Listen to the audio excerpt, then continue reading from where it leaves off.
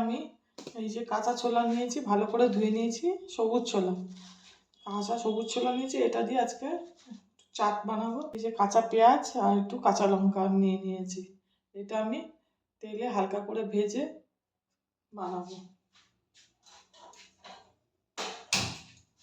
মাছটা ধরিয়ে দিলাম, এবার একটু সর্ষের তেল দিয়ে দেবো।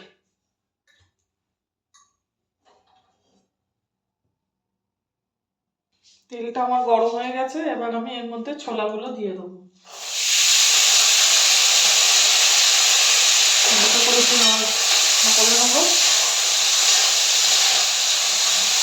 এর মধ্যে আমি এবার পেঁয়াজগুলো দিয়ে দেবো, পেঁয়াজ কাঁচা লঙ্কা কেটে রেখেছিলাম সেইগুলো।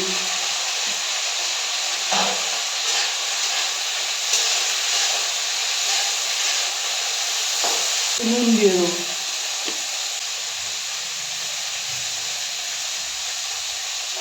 আমার এই ছোলা ভাজাটা হয়ে গেছে, আমি এর মধ্যে একটু চাট মশলা দিয়ে দেবো আর একটু ঝুরি ভাজা দিয়ে দেবো।